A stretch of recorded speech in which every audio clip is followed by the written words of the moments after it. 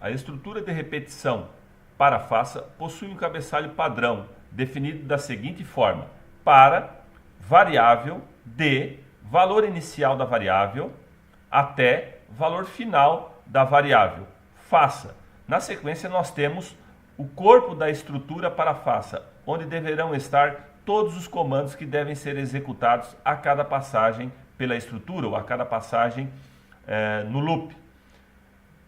A estrutura finaliza com a palavra fim para. Portanto, a estrutura de repetição para faça é um loop controlado por uma variável que sofre incremento gradual de uma unidade.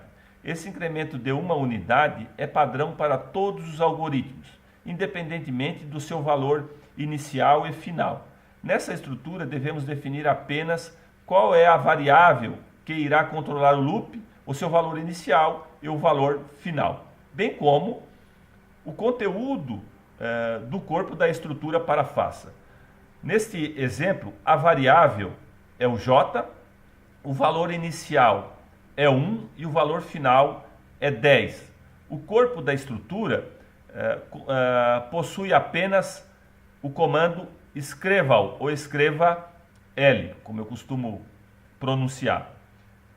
E o conteúdo, né, do comando escreva L, que no caso escreve apenas o valor da variável j. E ele está encerrando com a palavra fim para, que é padrão da estrutura. Como é que nós devemos ler esse exemplo? Para j de 1 até 10, faça. Faça o quê? Escreva o valor do j. E ele procura trabalhar dessa forma. Então, quando ele está iniciando, ele cria a variável j. Quando chega no comando para faça, o j é iniciado de 1. Ele não chegou a 10 ainda, né? Então ele entra, escreve o valor do j. Quando ele volta na estrutura, ele incrementa, o j vai para 2, ele entra e imprime o novo valor do j, que no caso é 2. Volta na estrutura, o j é incrementado novamente de uma unidade, vai para 3 e ele imprime o novo valor. Ele vai repetir isso até o j chegar a 10. Quando o j chegar a 10, ele entra, imprime o valor do j, que é 10, e encerra o algoritmo. Se nós executarmos esse algoritmo, vocês irão perceber a criação, nessa área aqui, a criação da variável, e nessa outra área, a visualização do que irá aparecer para o usuário na tela do computador. Olha só, ele criou a variável j e foi até a variável chegar no valor 10. E aqui ele foi repetindo a impressão de cada novo valor da variável j. Para a gente ter uma dimensão melhor do funcionamento da estrutura para faça, nós vamos executá-la com tempo controlado. Olha só, rodar com tempo, ok.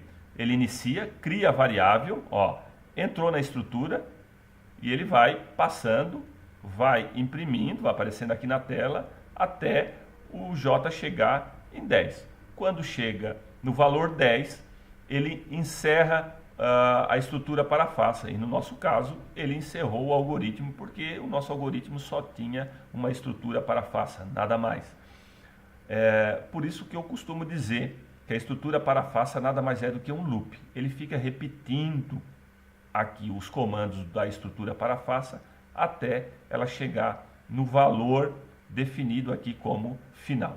Gostaria também de salientar que, apesar de nós estarmos com 1 como valor inicial da variável, independentemente desse valor aqui inicial, a estrutura, qualquer estrutura para faça utilizada pelo VisualAlg sempre irá incrementar uma unidade. Então, se nós tivéssemos começado com 2, ele iria incrementar também uma unidade, ou seja, ele iniciaria o 2, na próxima passagem 3 e assim sucessivamente. É isso, pessoal.